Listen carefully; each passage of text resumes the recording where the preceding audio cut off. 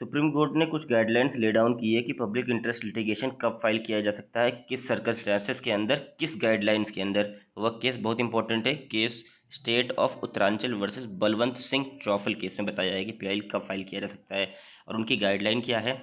सबसे पहले कहा गया है कि PIL can be filed by any public spirited individual, यानी वही इंडिविजुअल फाइल करेगा जिसका इंटेंशन बोनाफाइड हो। जो भी फाइल कर रहा है वो भी पब्लिक के इंटरेस्ट में फाइल करे पीआईएल।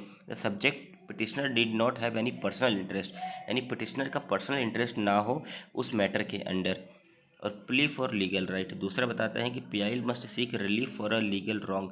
पीआईएल तभी फाइल करे जहाँ पे कोई कानूनी राइट का हनन हुआ है, कोई कानूनी अधिकार गलत तरीके से हुआ है उनका। टू अ पर्सन और group of person who are enable to approach the court, यानी वह लोग जो कोर्ट नहीं पहुँच पा रहे हैं और उनका साथ लीगल इंजरी हो गया है या कोई लीगल रॉन्ग हुआ है, तब पीआईएल फाइल किया जा सकता है। पब्लिक इंटरेस्ट, यानी PIL must involve genuine public interest. PIL तब फाइल करे जब जेन्युइनली सही में पब्लिक इंटरेस्ट के अंदर वो फाइल कर रहे हैं, ना ही वह खुद को फेमस करने के लिए, ना ही खुद के पर्सनल प्रॉफिट करने के लिए फाइल कर रहे हैं। और पब्लिक इंटरेस्ट तब फाइल करें जब सोशल जस्टिस हो इस पब्लिक इंटरेस्ट लिटिगेशन से। पीआईएल से समाज में सोशल जस्टिस हो, इक्वालिटी आए और फंडामेंटल राइट गारंटीड किए जाए संविधान के द्वारा। पीआईएल तभी फाइल की जा सकती है जब कोई पब्लिक इंजरी हुआ, पूरे समाज को इंजरी हो रही हो। जैसा कि एमसी मेहता के केस में देखा गया था कि गंगा नदी काफ़ी पॉल्यूटेड हो रही थी, तो एडवोकेट साहब ने फाइल किया था पीआईएल, ताकि सुप्रीम कोर्ट ने उसमें कहा भी कि हाँ, ये गंगा नदी पे इनका मालिकाना अधिकार नहीं है। इन्होंने इसलिए फाइल किया है क्योंकि गंगा नदी का पानी सब यूज़ करते हैं और एक तरह का पब्लिक इंजरी हो रही है। तो PIL must allege a violation of legal और constitutional right resulting in a public injury, यानी संवैधानिक अधिकार का भी हनन होना चाहिए, हो रहा हो, और वायोलेशन ऑफ लीगल राइट भी हो रहा हो, जिसके चलते लोग बहुत ही ज़्यादा नुकसान झेल रहे हों। गुड फेथ में फाइल किए जाना चाहिए। The petitioner must approach the court with clean hands and in good faith. Petitioner साफ हाथ से पहुँचे, इसका मतलब होता है कि कोई भी उसके मन में पर्सनल वेडेंटा ना हो, गुड फेथ में जाए। प्रोवाइडिंग एक्यूरेट इन्फॉर्मेशन भी वो पब्लिक इंटरेस्ट लिटिगेशन के अंदर सही लिखे।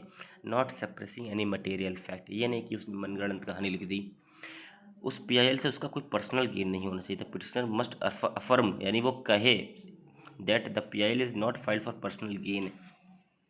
एडुकेट रिप्रेजेंटेशन, यानी जो लोग एडुकेट रिप्रेजेंटेशन नहीं कर पाते हैं, अपने मुकदमे का पैसा नहीं है उनके पास, पिछड़े वर्ग से आते हैं, तो यह भी कोई थर्ड पर्सन भी फाइल कर सकता है उनके बिहाफ पे, उन समूह के खिलाफ, ग्रुप के खिलाफ।